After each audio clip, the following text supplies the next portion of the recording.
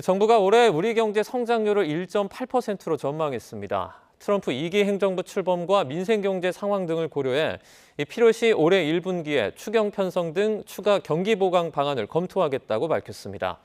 하지만 탄핵 정국이 길어지면 성장률이 더 떨어질 것이란 우려도 커지고 있습니다. 보도에 오인석 기자입니다. 지난달 소비자 심리지수는 코로나19 팬데믹 이후 가장 큰 폭으로 떨어지며 내수 경기는 직격탄을 맞고 있습니다. 경기의 하방 위험은 갈수록 커지는 모습입니다. 정부가 올해 경제정책 방향을 발표했습니다. 올해 우리 경제는 어느 때보다 대내외 불확실성이 확대되고 체감 경기 어려움이 계속되며 1.8% 성장에 그칠 것으로 전망했습니다. 최근 우리 경제는 내수 회복이 더딘 가운데 수출 증가세가 둔화되고 있으며 향후 성장 경로의 불확실성도 확대되고 있습니다.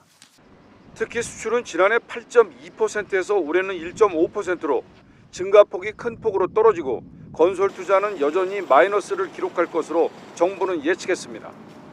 취업자는 12만 명 증가에 그치고 민간 소비는 1.8%로 소폭 개선될 것으로 내다봤습니다. 소비자 물가 상승률은 1.8%로 전망했습니다. 앞서 한국은행은 올해 우리 경제 성장률 전망치를 1.9%, 국제통화기금 IMF와 한국개발연구원 KDI는 2.0%를 각각 제시했는데 비상계엄과 탄핵 정국 변수는 고려되지 않았습니다.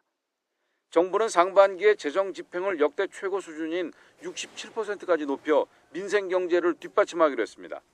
또 18조 원 규모의 공공부문 가용 재원을 연초부터 총동원해 경기 보강에 나선다는 방침입니다. 필요시 경기 회복 가속화를 위해 추경 편성을 포함한 추가적인 경기 보강 방안도 검토하기로 했습니다.